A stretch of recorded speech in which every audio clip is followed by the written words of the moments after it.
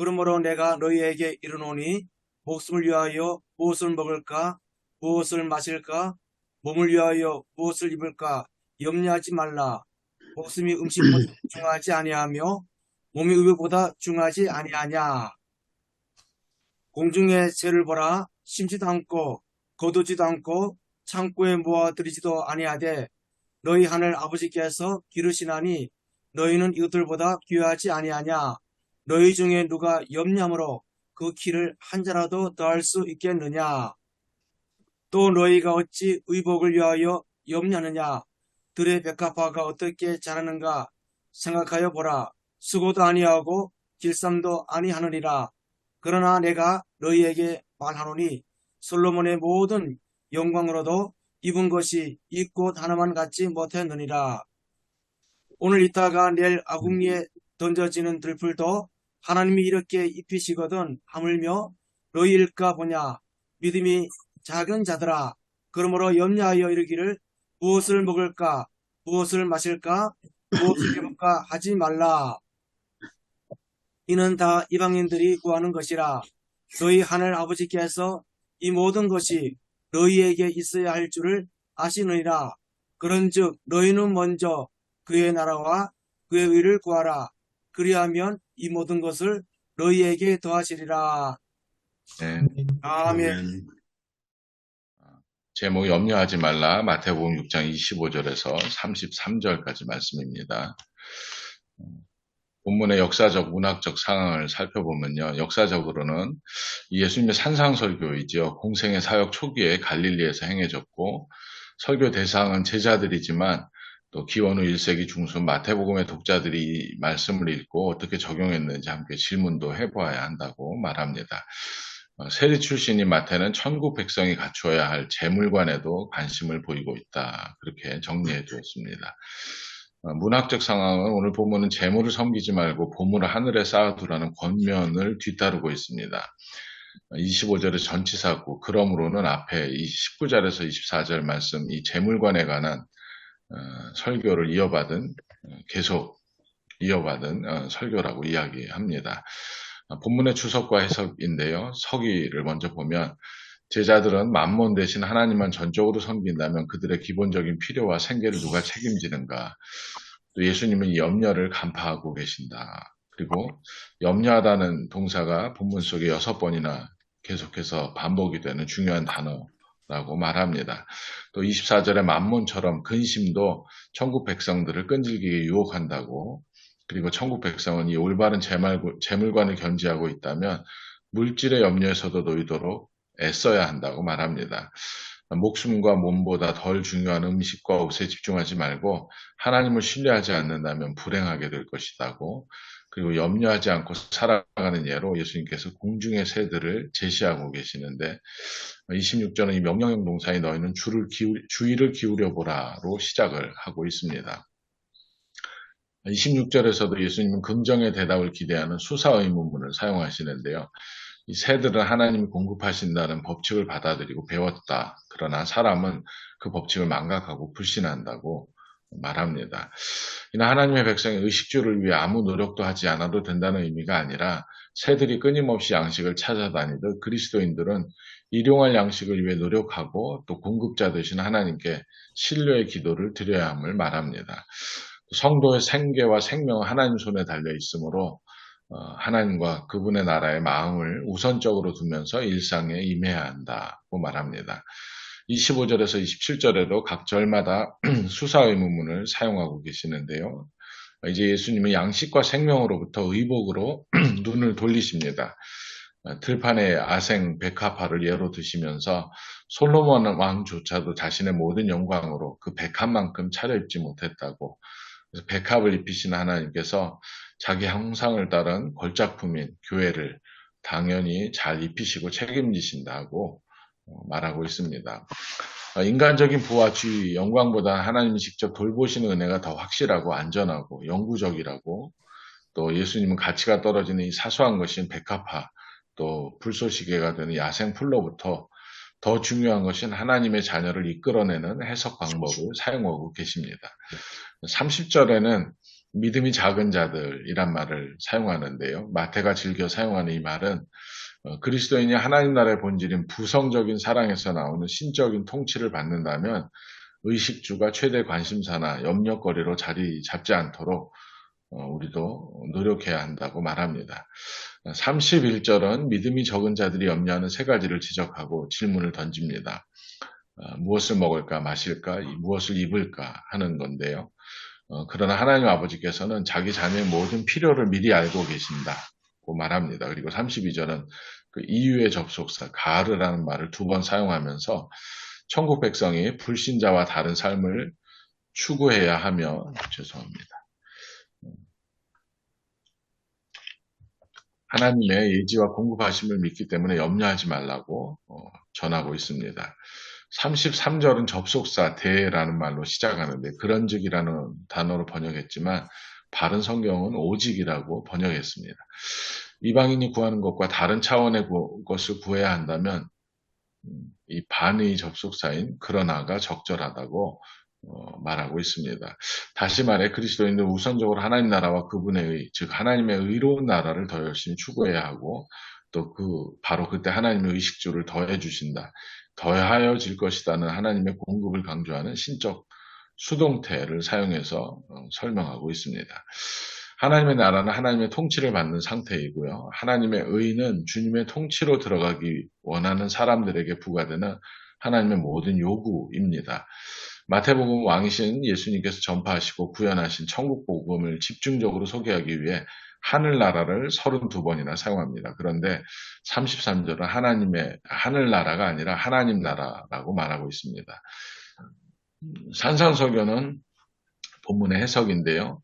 하나님 나라의 백성의 삶의 원칙과 윤리를 교훈하고 있고 그리스도인의 섭리는 하나님이 우리 아버지이심을 기억해야 하고 또 하이델베르크 교리문답 26문을 통해서 모든 것을 공급하신 하나님께 대한 고백과 감사의 표현을 함께 담고 있습니다. 본문의 신학적 메시지와 설교 주제, 또 설교 구성을 위한 제언인데요. 신학적 메시지는 하나님 나라의 백성은 아버지 하나님이 귀하게 여기시고 공급하심을 믿어야 한다고 말합니다. 그리고 설교 요지로는 우리는 하나님의 섭리를 믿고 염려를 이겨내야 한다. 또 설교 대지를 세 가지로 구분했는데요. 어떻게 염려에서 벗어날 수 있는가? 바로 하나님 아버지의 돌보시는 섭리를 믿어야 하고 또 어떻게 하나님의 섭리를 믿으며 살 수 있는가? 우리의 삶에 우선적으로 하나님 나라를 추구해야 하고 또 세 번째 하나님 나라를 추구하는 섭리 신앙인들에게 어떤 약속을 주시는가? 생활의 필요도 넉넉히 채우시는 은혜가 있다고 그렇게 대지를 구분해 두었습니다. 설교의 실제는 세 가지로 크게 이야기하고 있는데 염려는 영적인 문제이고 또 자유의 문제이고 우선순위의 문제라고 말하고 있습니다. 함께 나눌 질문들인데요. 하나님의 나라, 해 바실레이아 톤 대우하고 또 하늘나라, 톤 우라논의 차이가 무엇일까? 또 하나님의 섭리라는 말로 좀 갑자기 점프를 한 것 같긴 한데요. 이 주석을 하신 분이 어떻게 설명할 것인가, 또 우리의 삶의 우선순위는 어떻게 되는지 한번 정리해 봤으면 좋겠다 싶습니다. 이상입니다.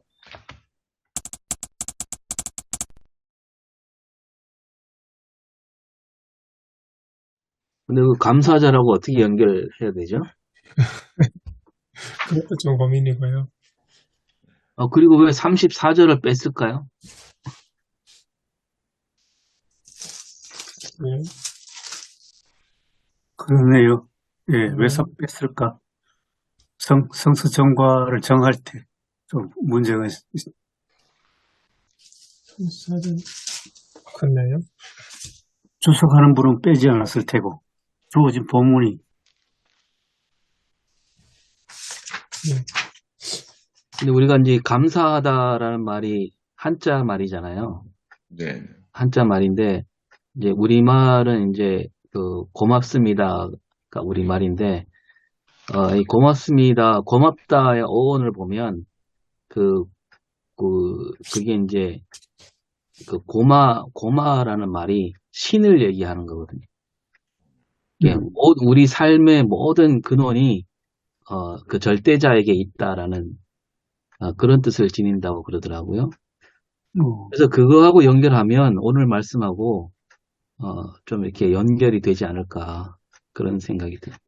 하나님께서 모든 것을 베풀어 주시니까 염려하지 말라 그거 아니에요? 그러니까 고맙다란 말과 오늘 본문이 잘 어울리지 않을까. 네. 그럼 설교 제목도 아예 고맙습니다. 그렇게. 예. 옛날엔 고맙습니다 말을 많이 썼는데 우리 어릴 맛있죠. 때 그 주일학교 그 예배 시간에 처음에 부른 게 그거였거든요. 그렇죠. 하나님 아버지 고맙습니다. 고맙습니다. 예, 예. 맞습니다. 예. 근데 요즘은 감사하다를 더 많이 쓰죠. 추수 감사절 그러지 추수 고맙절 이렇게 하긴 안 하죠. 그거 이제 말을 우리가 만들어야죠. 네. 만들면 되거든요. 영어도 뭐, 이 마우스도 만든 거 아니에요. 이 마우스도 이게 뭐, 이게 G인데 사실은 이렇게 쓰잖아요. 네. 추수 고맙절. 추수 고맙절. 추수 자체도 뭐 추수는 거dum이 가을 고맙절. 고마움. 가을 거지. 근데 이제 농사하시는 분들이 염려하지 않고 농사하지는 않거든요. 그냥 늘 노심초사. 농작물이 뭐 농부의 발자국 소리 듣고 자란다 그러는데 염려하니까 그만큼 나가는 것 같거든요. 계속해서. 그러니까 그 염려라는 것 속에 담겨 있는 뭐라 그래야 돼? 애정? 그게 감사절의 표현 아닐까 싶어요, 저는. 네, 염려하지 말라고 하시지만. 오히려 농사를 짓는 분, 진짜 농사 짓는 분들은 오히려 이 본문이 더 잘 와닿을 것 같습니다. 왜냐하면 원래는 쌀 빼놓고는 다 흉년이거든요. 다 흉작이에요, 원래는. 쌀도 실제로는 겉으로는 잘 된 것 같은데 안에 죽정이들이 많습니다. 그래서 쌀도 실제로는 흉작이거든요, 원래. 겉으로 오면은 굉장히 잘 된 것 같은데 수확량이 굉장히 많이 줄었어요. 예. 그래서 전 부분에 쌀이 지금 남는다 그러지만 농작물 전체가 지금 흉작인데 농사 지은 분도 오히려 그렇게 해요. 주시는 대로 먹어야지 이렇게 얘기를 하거든요. 우리 애쓴다고 염려하고 애쓴다고 해서 농사 지는 분들은 오히려 저거 잘 받아들입니다. 예. 흉작이라 좀 걱정은 그러니까 하나 주신 대로 먹어야 되지 않겠나 이렇게 얘기를 하시고 오히려 그렇게 농사가 잘 될 때도 있고 안 될 때도 있다. 내가 이렇게 뭐 염려 걱정한다고 농사가 더 잘 되는 것도 아니고 그렇게 얘기를 해서 진짜 농사를 짓는 분들은 오히려 이 본문이 더 잘 와닿을 것 같아요. 네. 농사 그 원리가 농사만 원리가 있는 것이 아니라 전반적인 모든 것에 적용이 된다고 우리 볼 수가 있거든요. 네. 오늘 이 주석하신 분도 이제 새 이야기를 했는데 모이를 부지런히 먹을 걸 찾아다니지 않느냐. 그것처럼 염려한다는 것이 이게 부지런하게 내 일들에 대한 수고를 마다하지 않고 하라는 것, 그리고 하나님께 맡기라 그러는데 제가 과테말라에 있는 한 커피 농장을 가본 적이 있어요. 그게 전 세계에서 1등 하는 커피 농장입니다. 네. 한 1700m쯤 되는 높은 산에 이제 커피가 한 500명 정도 마을이 공동체를 이루면서 커피 하는 분들이 다 이제 글로 일을 하시는 분들인데요. 그 할아버지가 주인이세요. 5대째 커피를 한 200년 가까이 짓는 분들인데 농사를. 근데 커피 나무마다 제가 한 3일을 거기 있었는데 커피 나무 이제 일을 다 손으로 하거든요. 이제 약을 안 치고 잎사귀가 이제 그 마른 병이 걸리면 다 그것도 떼내고. 근데 커피 나무 밑에 구덩이가 다 하나씩 있어요. 그래서 제가 여쭤봤습니다. 이 할아버지 구덩이는 왜 파놓는 거냐 그랬더니 그 화산재들이 비가 오면 쓸려 내려와서 거기에 고이게 된다는 거예요.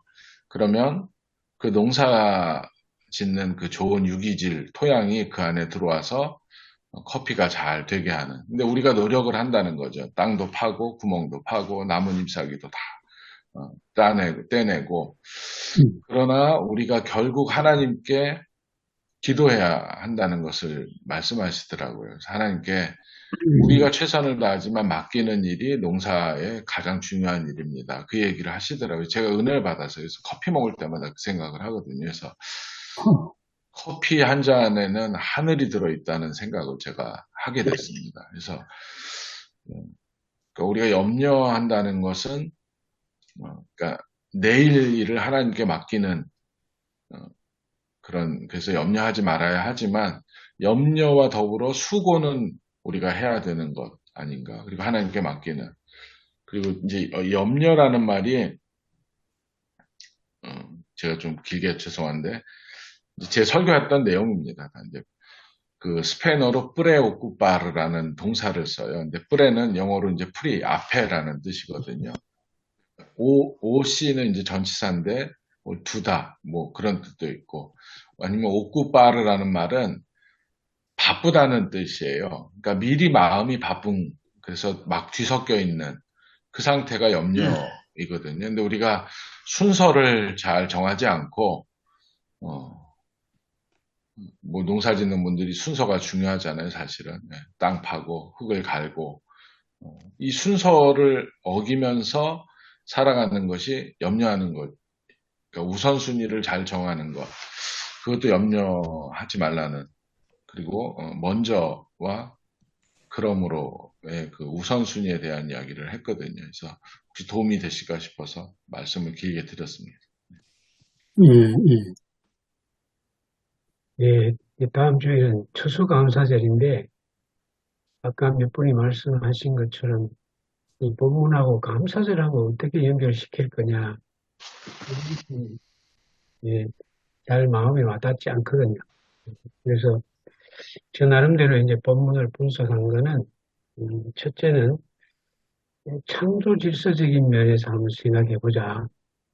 예, 하나님께서 별의 백합화도 지으시고 새도 지으시고 사람도 지으시고 예를 들어서 말씀하셨는데 그 백합화나 새보다는 사람이 창조 질서 안에서 더 상위에 있지 않느냐. 하나님과 함께 지으셨고 더 귀하게 여기시는 존재고 그런 측면에서 보면 예, 새도 먹이시는데 하나님께서 더 귀한 사람을 먹이시지 않겠느냐.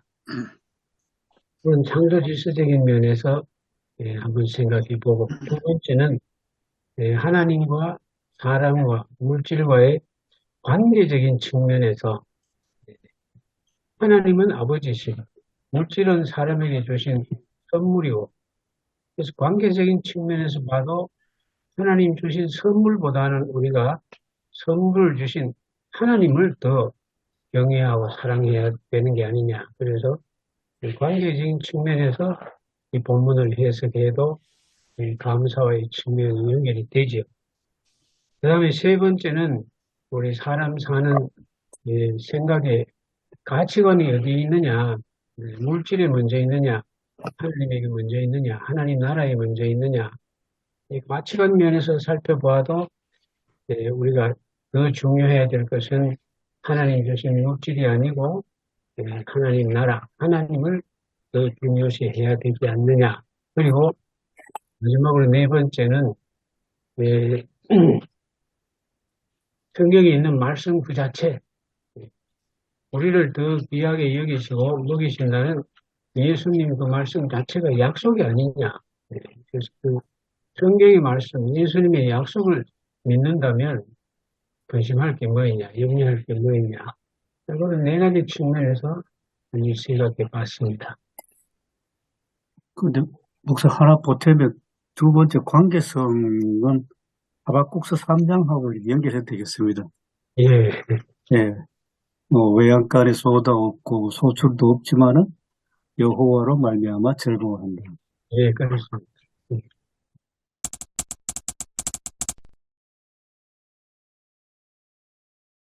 실제 오늘 본문이 원론적인 이야기는 맞는데 농촌에 있는 사람들이 추수해서 감사하는 추수감사절의 그 느낌은 좀 덜하죠.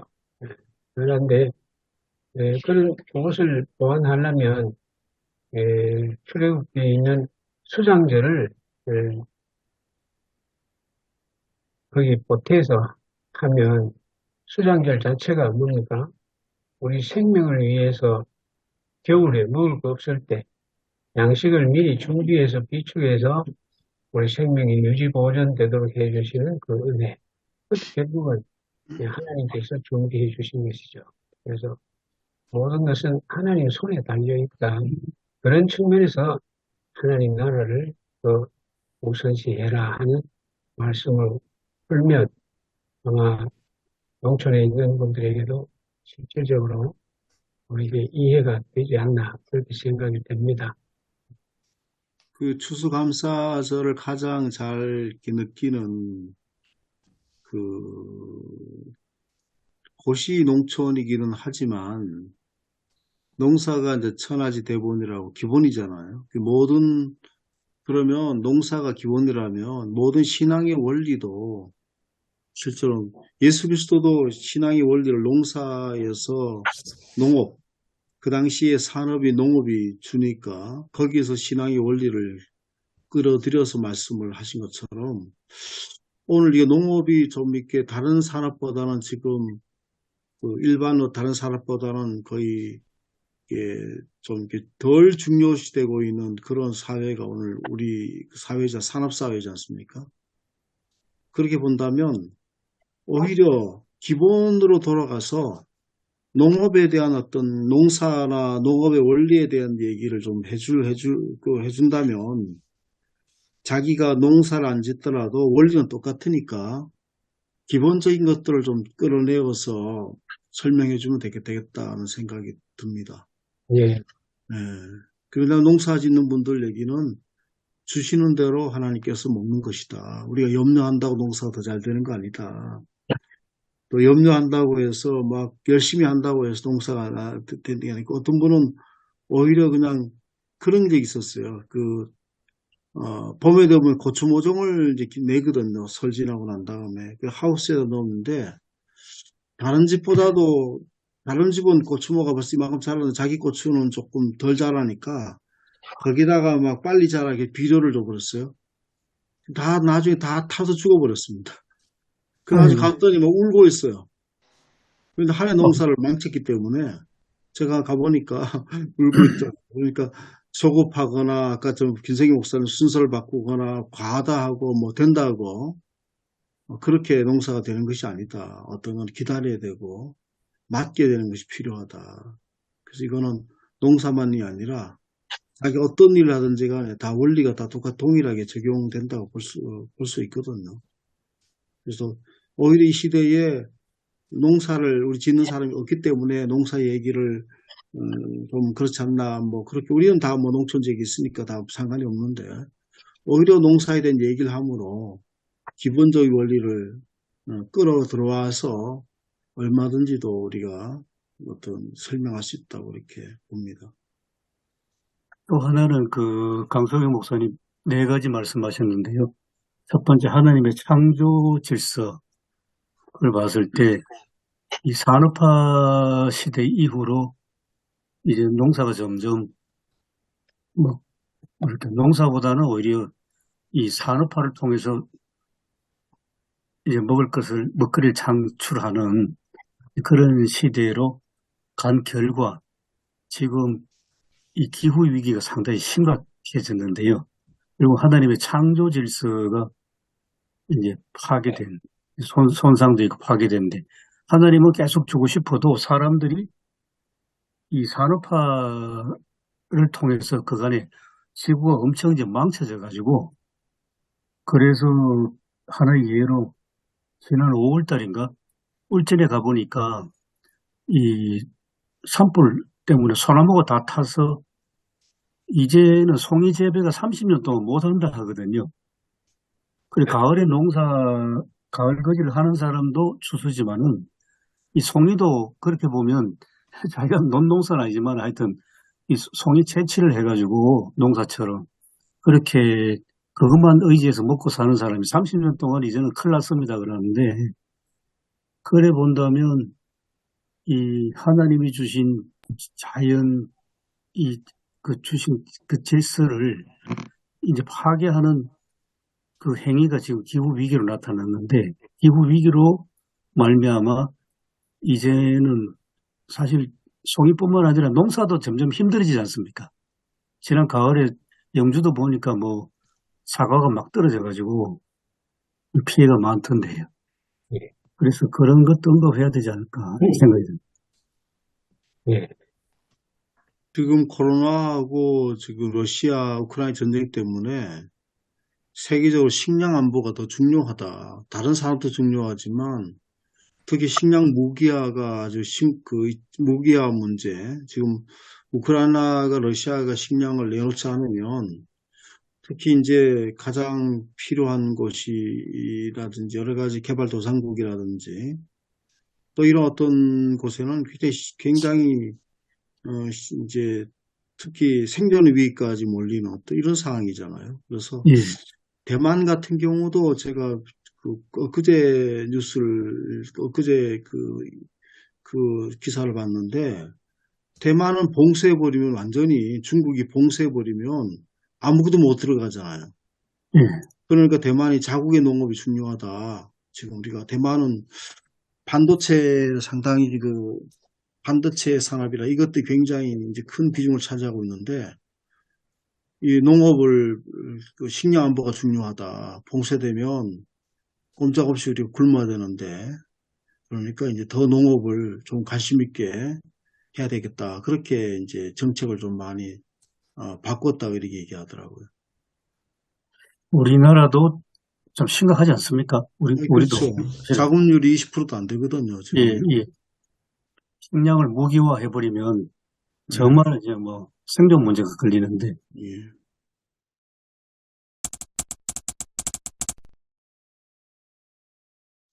제가 생각하기에도 이제 추수감사절이면 당장 제일 먼저 떠오르는 게 농사와 관련된 추수가 떠오르지만 이사모 목사님 같은 도시교회 같으면 이게 선뜻 빠르게 와닿지 않을 것 같은데 이사모 목사님들 저건 어떻게 이해를 하시나요?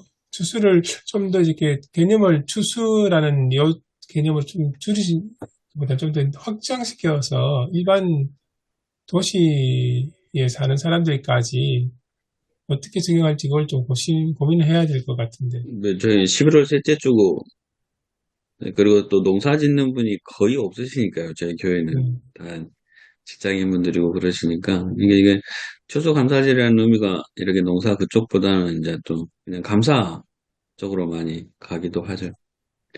네, 그러면서 아까 이제 김성희 목사님이 커피 얘기하셨잖아요. 이제 커피를 하다 보니까 이제 예전에는 그랬거든요. 정말 하늘만을 바라보는 사람들이 커피 하는 사람들이었어요. 근데 이제 얼마 전에 한국에서 1년에 100톤을 커피를 생산하는 데가 있더라고요.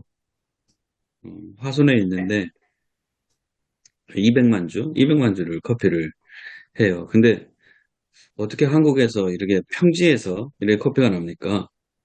유리 온실입니다.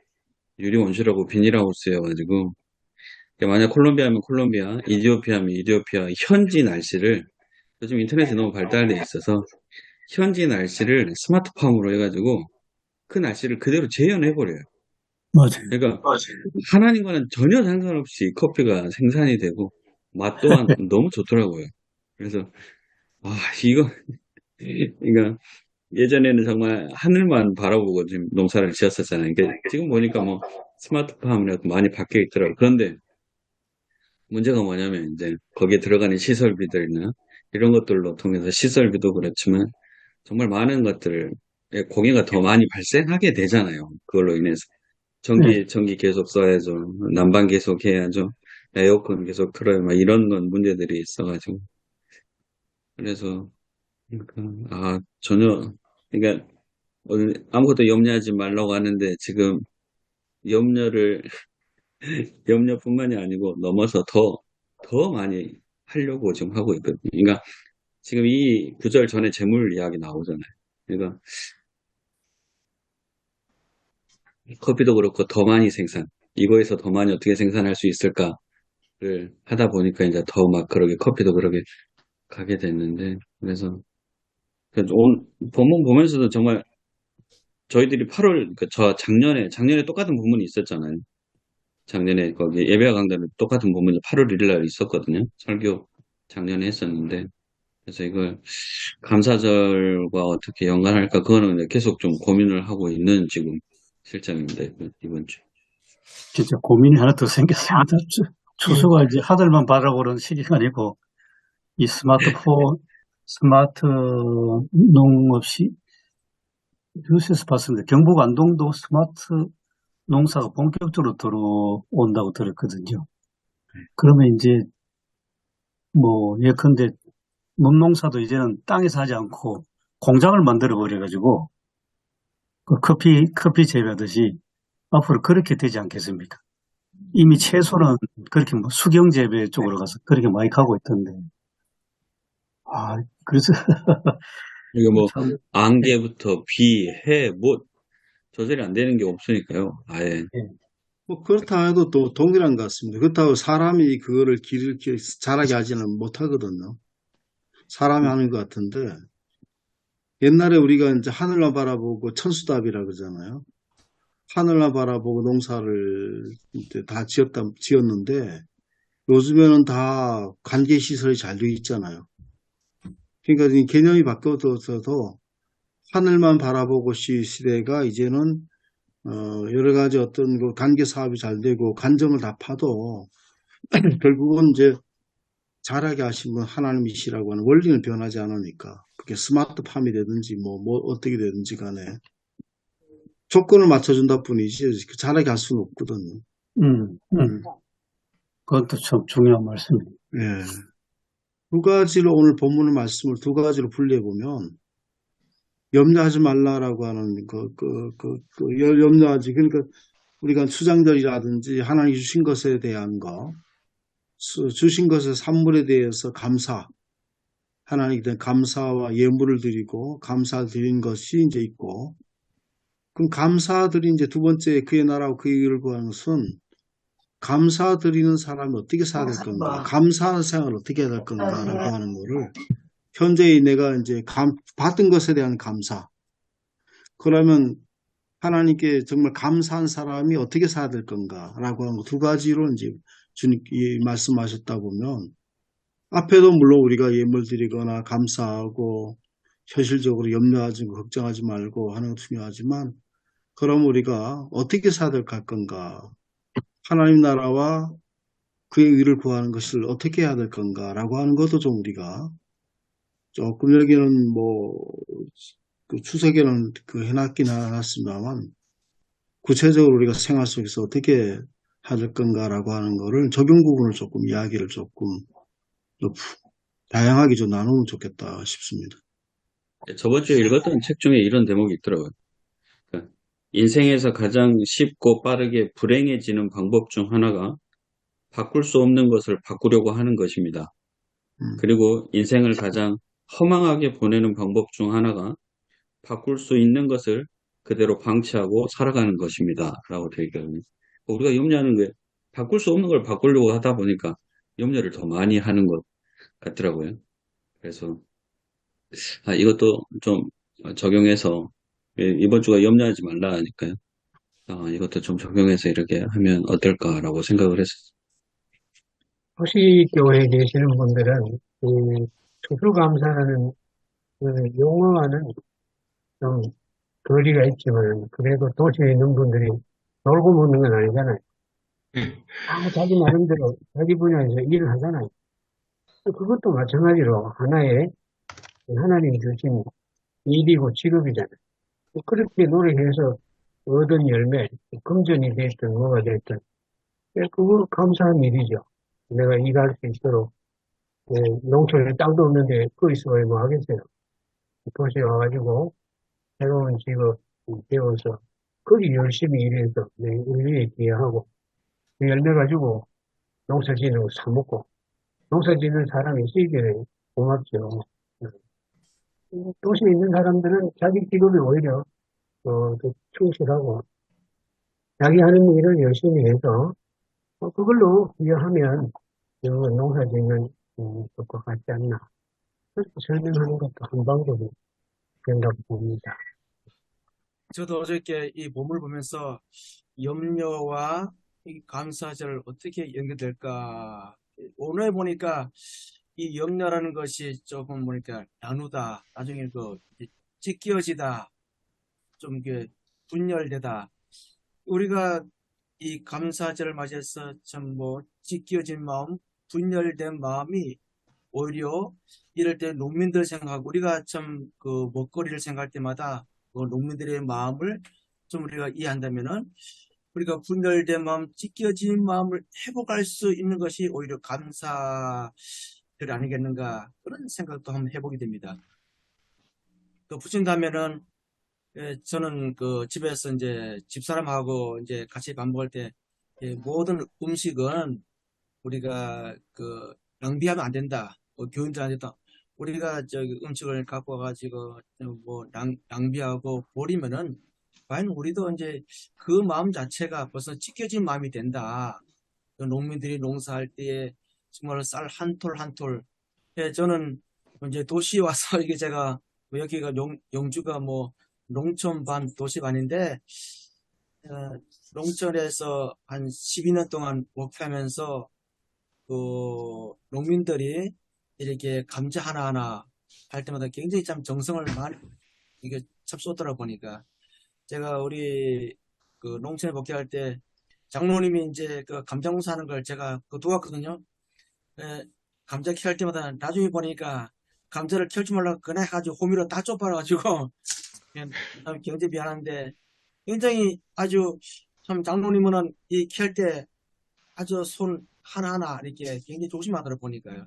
우리가 그런 마음들 하나 모든 음식 그다음에 대할 때마다 정말로 쌀 한 톨 한 톨 대하는 마음이 우리가 찢겨진 마음들 한번 회복하는 것 그런 차원에서는 오히려 이 본문이 저도 고민을 많이 되지만서도 그런 차원을 접근한다면은 오히려 이 감사절의 의미가 또 있지 않을까 도시에 살지만서도 그런 생각을 하게 됩니다.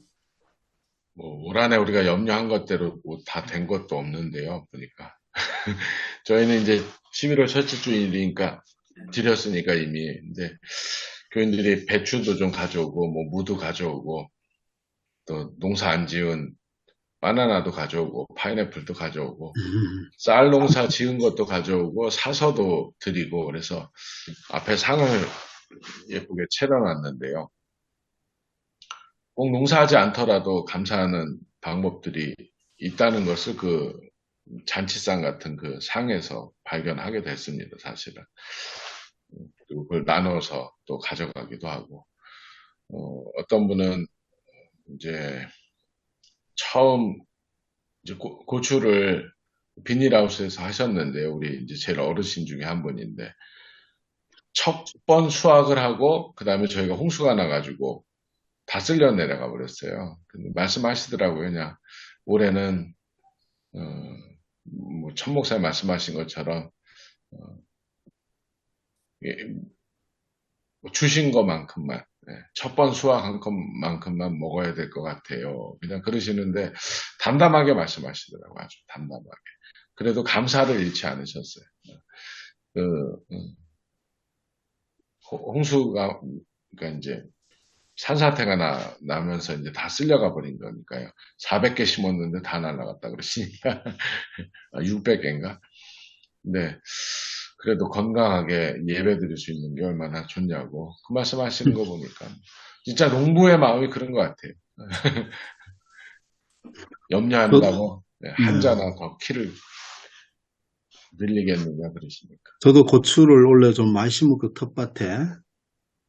원래는 2판 정도, 한 200포기 정도 심었는데, 다른 권사님이 이제 힘에 붙이니까, 목사님 심을래요. 그래서 마침 그때는 좀 밭이 거기 좀 비었거든요. 그래서 다시 2판인가 넘게 가지고 왔습니다. 그래서 고추가 많이 된 거죠. 그래서 초기는 잘 됐습니다. 잘 됐는데. 나중에 탄저병이 와가지고 예, 거의 올해 못 다 땄습니다. 말랐다던데. 예, 거의 못 땄습니다. 그래서, 저는 뭐 농약을 안 치고, 유기농으로 농사를, 짓고 이제 그러니까, 이제 그런 농사를 여러 번 지어보면은, 잘 될 때도 있고 못 될 때도 있고, 또 뭐, 열심히 한다고 잘 되는 것도 아니고, 그런 것들을 좀 이렇게 체득하게 되죠. 그러니까 오늘 본문이 34절까지 있었으면 더 좋았을 것 같은 생각을 하는 게요. 예.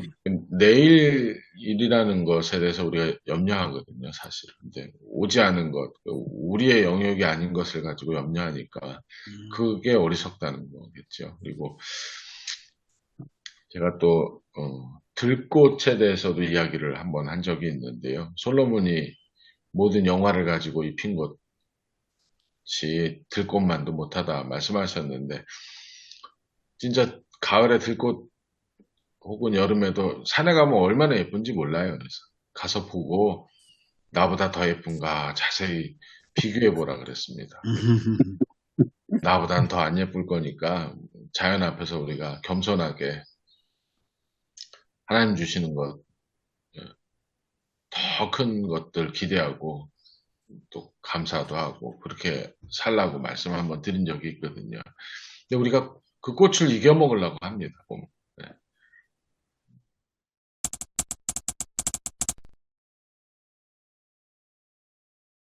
그 절대 빈곤층의 전체 유대 사회가 다 절대 빈곤층은 아니었지만 대부분의 경우 옛날에는 실제로는 식량 문제, 우리도 먹는 문제 해결한 지가 얼마 안 되잖아요. 실제 우리도 보면 보릿고개 그러면 저희들 세대보다 앞에 세대들이 더 보릿고개라든지 이런 거 먹는 문제. 그러니까 아침 먹으면 점심 때 걱정해야 되고 점심 먹으면 저녁 때 걱정해야 되고 요즘에는 죽을 많이 안 먹잖아요.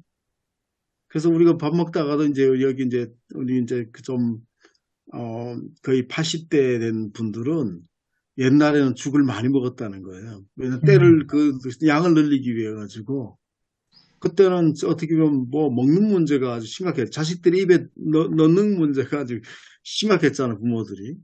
예. 그러니까 그때 그분들의 어떤 어떤 그런 사람들은 뭐 먹는 문제를 염려를 하지 않을 수가 없는데 자연스러운 건데 그런 대사 거의 다 예수님 활동하실 때는 거의 그런 어떤 시대거든요. 그들에게 이 본문을 말씀하셨을 때에 충격이겠죠. 네? 충격이잖아요. 아무 생각이 없는 양반이라 그런 거. 뭘 안 해봐서 그런다 그럴 거고. 저한테 그 직장 생활하다가 목회하는 친구가 있어요. 고등학교 동창인데. 늦게 신학을 했는데 저보고 뭘 모른다는 거예요. 직장 생활도 안 해보고. 먹고 사는 것이 얼마나 힘든 건지도 모르고 너는 목회를 시작했다고. 내가 그걸 꼭 알아야 되냐고. 다 차이가 있겠죠. 생각에. 예수님한테도 그런 마음을 가졌을 것 같아요. 제가 이제 오늘 본문하고 앞부분이 원래는 이제 책마다 조금씩 다르게 문단을 나눈 것 같은데요. 19절부터 24절까지가 재물에 관한 이야기고 보통 성경책에 보면은 오늘 본문하고 전체가 한 덩어리로 되어 있더라고요.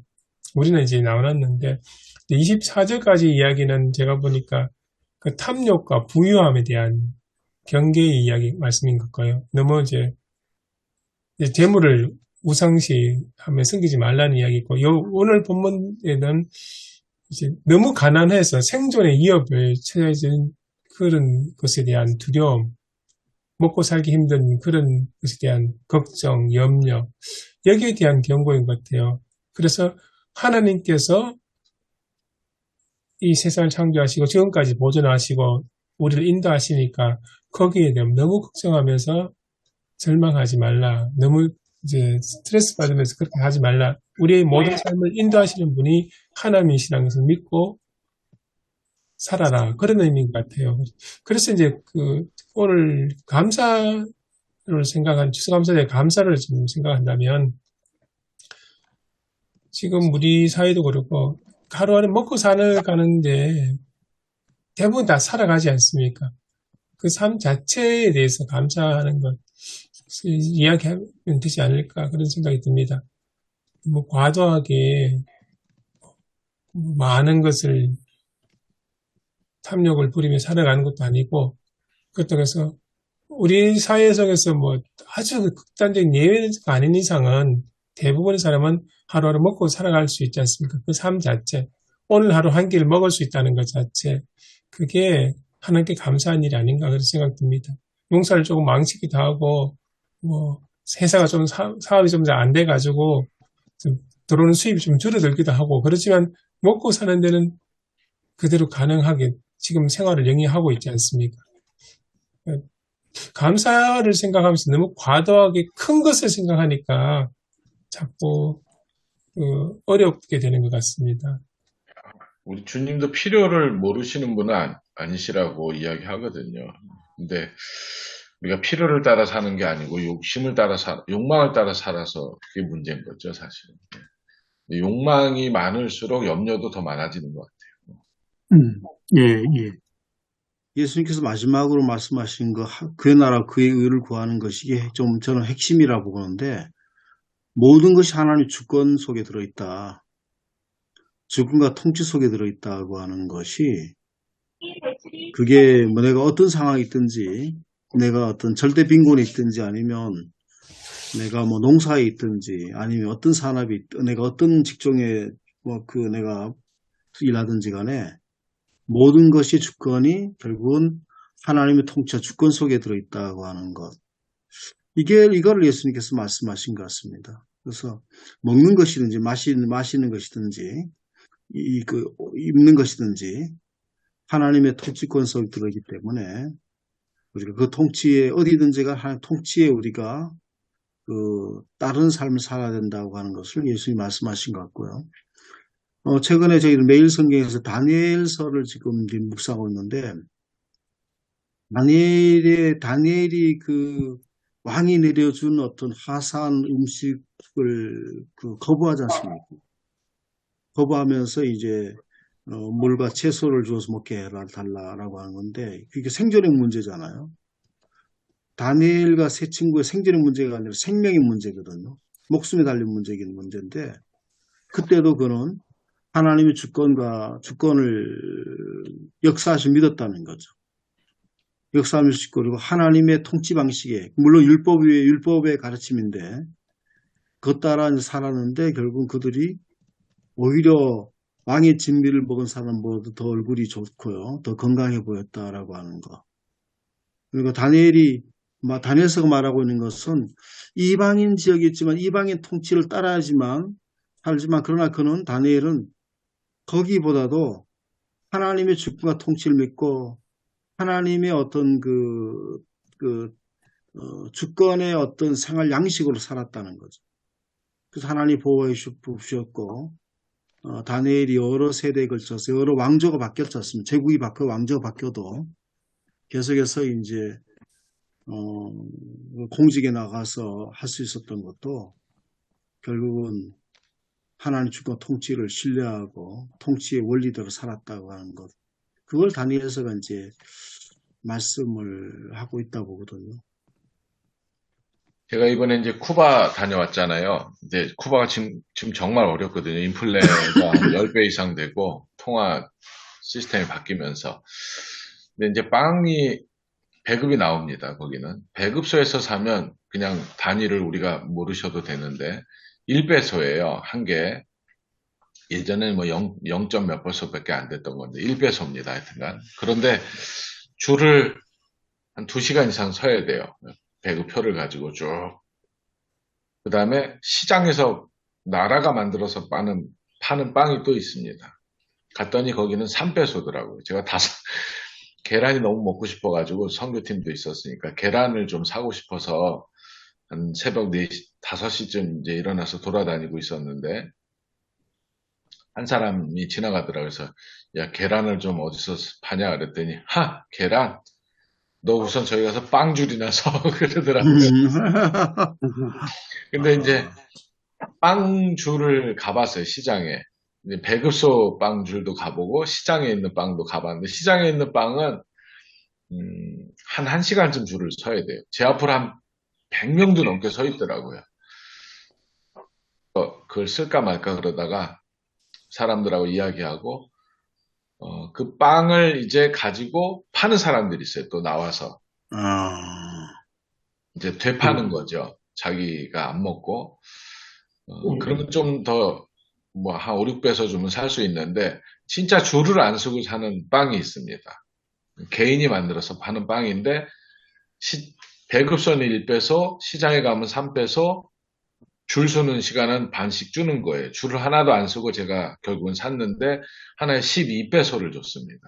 하하. 12배를 주고 사면 줄을 안 서는 거죠.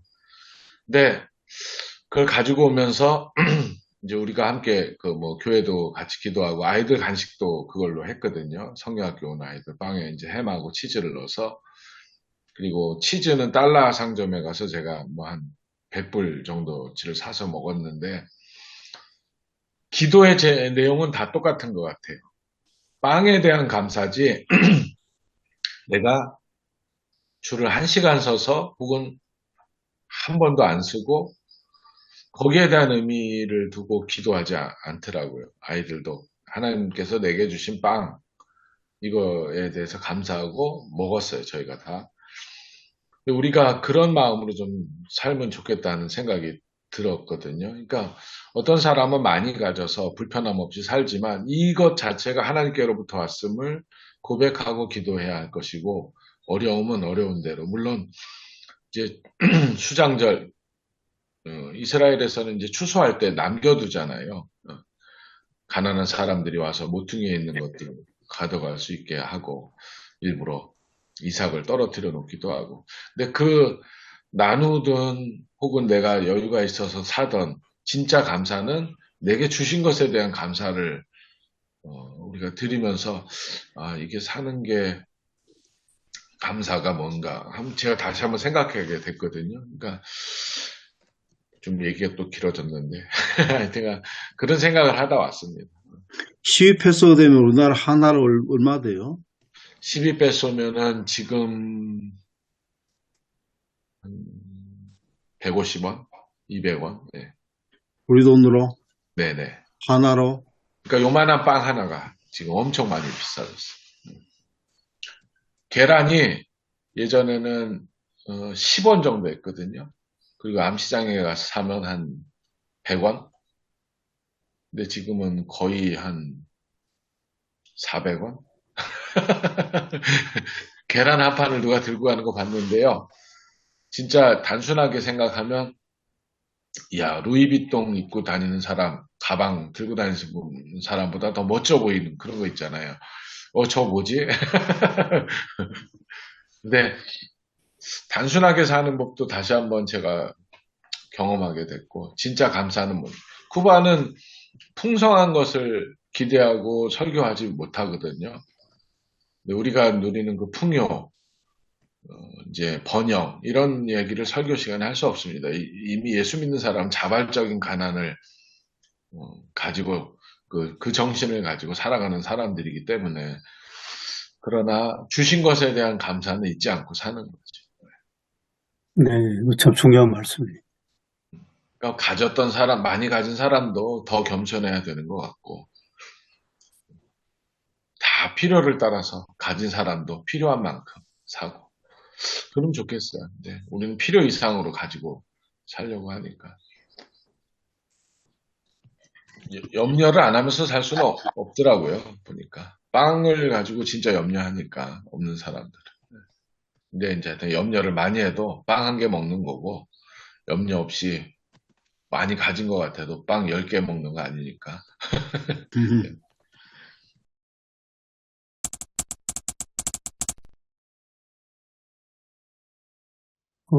제가 이렇게 오늘 들어본 대로 하면 크게 봐서 두 갈래 같은데요. 먼저는 농어촌은 추수감사가 되겠고, 농사짓지 아니한 도시는 그냥 감사.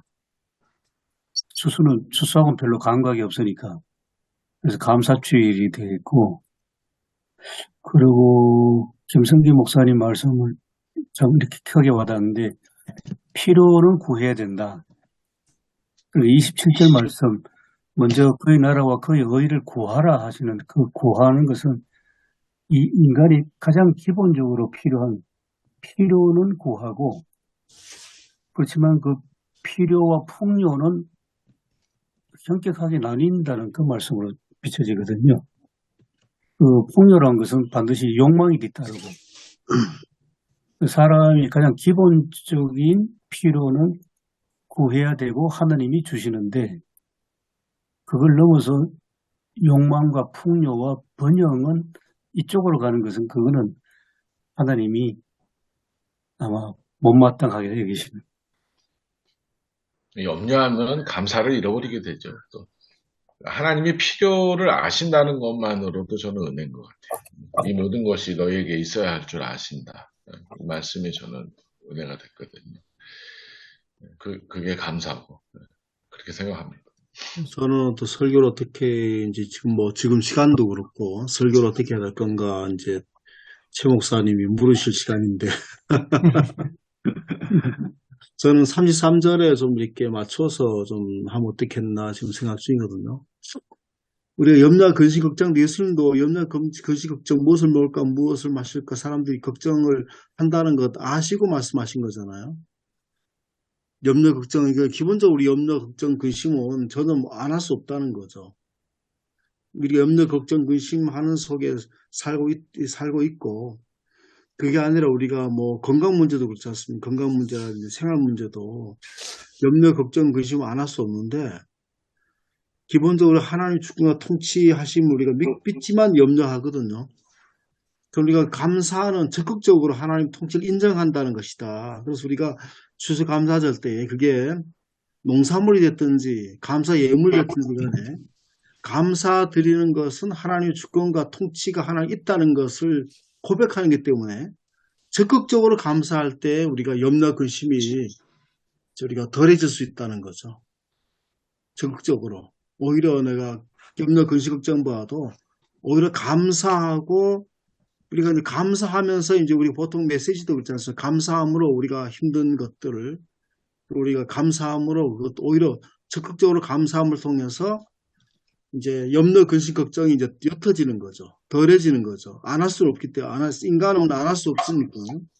그게 내 마음을 잡고 있는 것이 감사함으로 내 마음 속에서 한 구석을 밀려나가고, 전에는 염려, 걱정이 전체가 다 완전히 꽉 차 있지만 적극적인 감사를 통해서 그것들이 내 한쪽으로 이제 깔아앉아 있는 거죠. 그래서 감사할수록 오히려 우리가 염려, 걱정, 근심을 좀 덜하게 된다는 거죠. 그렇게 대하면, 그리고 우리가 이제 추수감사를 적극적으로 감사해라. 그리고 두 번째 하나는, 그럼 우리가 또 이제 감사하는 건 우리가 예물을 드리기도 감사하고, 또 이렇게 헌금을 드려서 감사하고, 농산물을 드려서 감사하고, 이런 거 적극적으로 해야 되고, 그 다음에 두 번째로는 이제 주권과 통치를 우리가 고백한다면 생활 속에서 우리가 감사하는 생활 나타나야 된다. 감사하는 생활이 어떻게 나타나느냐? 우리가 하나님의 그 말씀의 원리에 따라 살아가는 거다. 그 통치 원리에.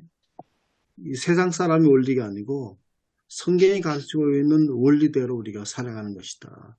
의롭게 살아가는 것, 또 신실하게 살아가는 것, 또 우리가 어떤 일이라든지 간에 우리가 아주 정직하게, 진실하게 살아가는 것, 어떤 인간의 수수를 부리지 않는 것, 뭐 다 해당되겠죠. 예. 그렇게 한번 말씀을 전하고 어떻게 했나 지금 이제 그렇게 생각하고 있습니다. 감사는 염려하고 반비례한다고 말씀하시는 것 같습니다. 예. 저는 이 뭔가 어떻게 설교할까 고민 중 하나가, 아까 우리 그 목사님 발제 중에 질문을 던지는 거죠. 하나님의 섭리.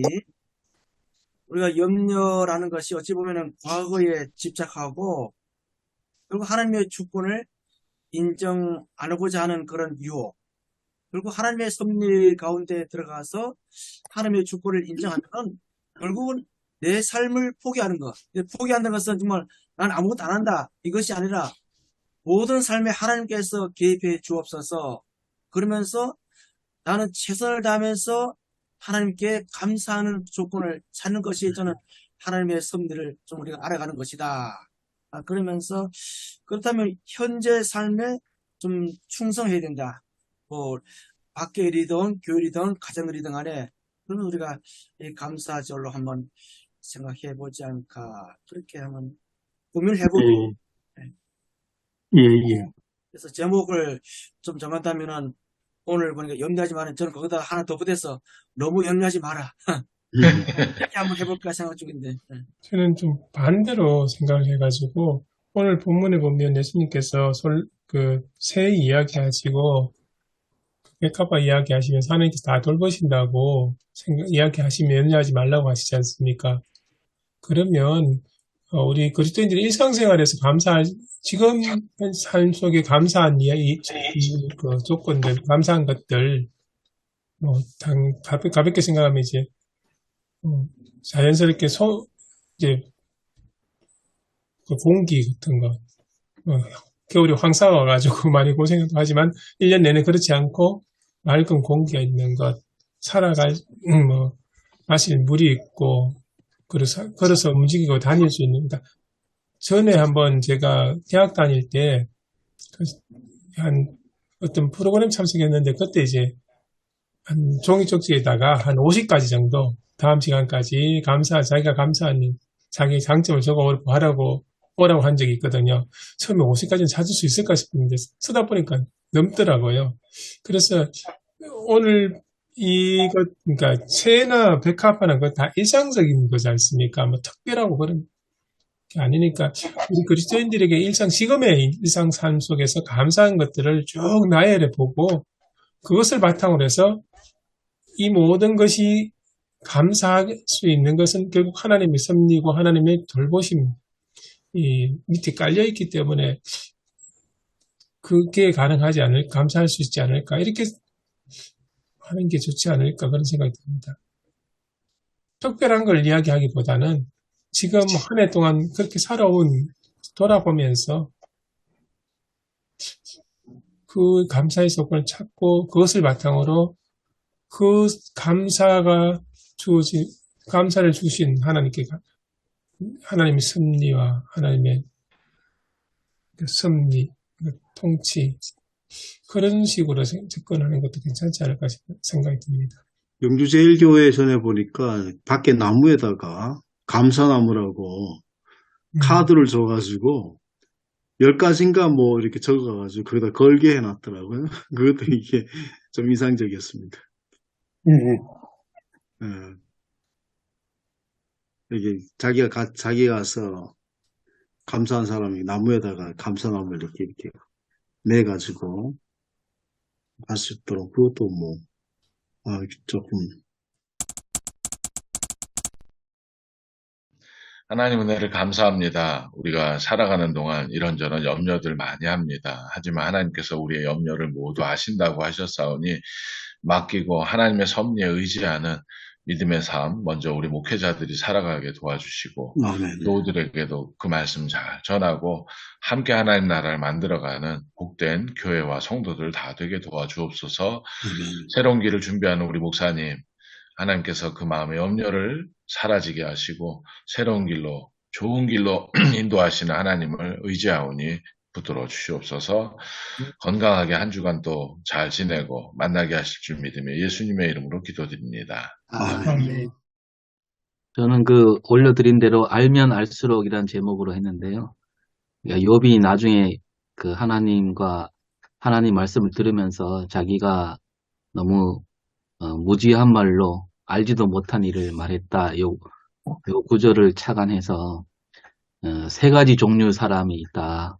욥 친구들처럼 자기가 다 깨달은 것이냐 막 이렇게 미리 틀을 정해놓고 그 틀 안에 갇힌 신앙이 있고 또 욥도 좀 비슷하게 욥도 사실은 그 하나님과 만나기 전에 그랬잖아요. 막 자기는 의로운데 왜 이런 고난을 받는가 하면서 하나님도 혹시 하나님 앞에는 뭐 그런 구분이 없지 않은가 이렇게 막 소리치기도 했잖아요. 그래서 욥도 마찬가지로 어느 정도 자기 생각 속에 갇혀 있었는데, 그 다음에 이제 하나님께서 말씀하신 다음에는 자기가 알고 있는 게 아무것도 아니더라를 깨닫게 되고, 하나님을 알면 알수록, 어, 그, 알면 알수록 하나님은 더 크고, 더 넓고, 더 깊은 분이다. 요 세 가지 단계를 이렇게 얘기하면서 말씀을 나눴습니다. 저는 본문 가지고 일상을 회복하는 은혜, 그 다음에 관계를 회복하는 은혜, 또 믿음이 성장하는 은혜. 그래서 듣는 신앙에서 보는 신앙으로, 좀 경험하는 신앙으로 좀 우리가 나아가자고 얘기했습니다. 그리고 욥이 늙어 나이가 차서 죽었더라. 전 이 말이 계속 마음에 있어가지고, 다 늙어서 나이가 차서 죽으라고, 죽으시기를 바랍니다. 그랬더니 아멘은 아무도 안 하더라고요. 그래서 140년 살고 4대까지 뭐 갑절의 은혜를 누리시라 그랬더니 그땐 또 아멘을 해요. 근데 사는 거 죽는 거 다 하나님 안에서 우리 생사 화복이 그것도 다 은혜라고 생각하고 살면 좋겠다고 그렇게 말씀 전했습니다. 저는 고난으로 제가 눈을 떴다, 보다라는 걸 썼다라고 바뀌었고요. 그래서 저는 이제 설교를 하면서 이제 나중에 그 제목을 붙이는데, 제목을 붙이다 보니까, 제목을 몇 번 수정하다 보니까, 오자 탈자도 있고 그러네요. 저는 아연광산에 가까운 데니까, 아연광산에 있는 분들이 이제, 나오거나 병원에 그 회견문, 그 얘기 소개하고, 그러다 이분들이 이제 그냥 평범한 광부로 살아갔어야 될, 사고가 안 났으면 될 분이, 이제는 옛날의 광부가 아닌 거죠. 옛날의 광부로 돌아갈 수 없게 되었고요. 그런 트라우마 때문에 돌아갈 수도 없지만, 그 중에 한 분이 하면서 광산 사고에 관해서 이런 것에 대해서 좀 다른 분들을 위해서 일하고 싶다, 이렇게 자기 포부를 조금 소박하게 밝혔거든요. 그래서 예. 광산 사고로 인해서 눈을 새롭게 뜨게 됐다라고 하는, 그걸 맨 처음에 도입 부분이었고, 그 다음에 고난을 통해서 욥이 어떻게 새롭게 살게 됐는가. 욥이 중보기도하는 사람으로 그렇게 바뀌었다. 또 이웃과의 관계가 더 좋아졌다라고 얘기하고, 제가 중점적으로 생각했던 거는 욥이 어떻게 됐다고 하는 것보다도 고난 중에 욥과 하나 씨름했다는 거. 우리가 이제 주석에도 있죠. 그래서 거기에 지금 저 거의 마지막 부분에 고난 중에 우리에게 씨름이 필요하다. 하나님 나아가서 항의도 하고 탄식도 하고 눈물도 흘리고 몸부림도 치지만 욥은 하나님 떠나지 않고 하나님께 모든 어떤 그 해답이 있고 자기 문제 해결이 하나님 있다는 믿었다. 그래서 우리도 힘들고 고난과 위기 때에 하나님께 나아가야 된다. 가서 몸부림치고 원망도 하고 불평도 하고, 그렇지만 하나님께 정말 희망을 걸고 응답해 줄 것을 참고 기다리면서 그렇게 우리가 고난과 위기를 이겨야 된다. 이제 그렇게 하면서 이제 그러면 하나님 믿음의 눈을 새롭게 뜨게 해줄 거다. 고난이 오히려 내게 복이라고 말씀하시처럼 고난이 오히려 하나님을 새롭게 보고 세계와 이웃을 새롭게 보는 계기가 된다라고 하는, 거기에 이제 집중해서 말씀을 좀 이렇게 전했습니다. 저는 제가 그 지난주에 우리가 말씀드린 대로 좀 회복의 은혜 포커스를 맞추면서 고난과 어려움이 있는 사람에 대해서 좀 공감을 하자. 우리 내에서 또 우리가 또 밖으로 좀 고난에 대해서 공감하면서 욥이 뭐 들으면서 이제 봄으로 나아갔듯이 우리 또한 사람들의 고난, 아픔에 대해서 정말 공감하는 그런 삶을 좀 나아가자. 그리고 이것이 바로 예수님과 함께 하는 공감이다. 그래서 우리가 좀 쉽게 판단하고 쉽게 결론 내는 것을 우리가 좀 더 지향하면서 함께하는 공동체, 그다음에는 이제 내 중심에서 하나님 중심으로 좀 나아가는 삶을 살자. 그리고 이제 결론적으로는 이제 우리가 결국 그리스도의 사랑으로 품는 그런 공동체, 그런 삶을 지향하자. 이렇게 말씀을 마무리 지었습니다. 저번 주에 하나님이 주시는 복이라는 제목으로 말씀을 전했거든요. 그래서 제가 저번 주에 하나님의 길이라는 제목으로 설교를 했는데, 그 하나님의 길을 가는 사람들에게 주시는 그 하나님의 복에 관해서 했습니다. 그러면서 그 하나님이 주시는 복 전에 욥이 했던 행동들, 욥이 먼저 고백을 했잖아요. 하나님이 어떤 분이시고 자기 자신의 모습이 어떤지 고백하고, 듣기만 하던 자기가 하나님을 경험할 수 있는, 눈으로 볼 수 있는, 그러면서 회개하고 또한 새 친구를 위해서 중보했잖아요. 그래서 욥이 이러한 모습들을 보이고, 또 하나님이 그 모습을 통해서, 중보하는 그 욥의 모습을 통해서 공경에서 돌이키고 갑절이나 주시고 자녀도 다시 주셨던 그 모습을 통해서 하나님이 주시는 복은, 류제르 목사님이 얘기하셨던 그 회복의 복을 우리에게 주셨다. 그리고 또한 우리가 사랑하는 사람들과 우리 자녀들 또한 여호와와 함께하는 복을 허락해 주셨다. 그리고 김성규 목사님이 얘기하셨던 일상의 삶, 그리고 일상의 삶이 우리에게 복으로 왔다라고 하면서, 이러한 하나님의 길을 가고 이렇게 복을 주시는 이유가 뭐냐라고 마지막에 사랑으로 정리를 했거든요. 그래서 제가 계속 사랑하면 이제 저희 교회에게는 하는 그 정의가 있거든요. 사랑은 동행이고 눈물이고 십자가다. 이게 이제 이건 너무 많이 얘기해서 성도님들이 그 얘기만 하면 다 아니까. 그래서 우리가 하나님의 사랑을 일상을 통해서 매일매일 느끼는 삶을 살아가는 우리가 되자라고 설교했습니다. 사랑 세 가지 뭐라 그랬어요? 제가 네. 동행, 눈물, 십자가. 눈물. 그건 제가 이제 중국 선교에 있을 때 네, 첫 때 받았던 거거든요. 그러니까 네. 사랑은 함께 동행하는 거다. 그리고 어 그리고 눈물, 이게 사랑하는 사람의 눈물을 흘리잖아요. 그리고 십자가, 나의 모든 걸 줄 수 있는, 나의 모든 걸 아낌없이 줄 수 있는 그러한 거다. 그래가지고 동행, 눈물, 십자가, 그러니까 사랑 얘기하면 다 이제 그건 이제는 아시거든요. 음. 그래서 그러게 설교했습니다.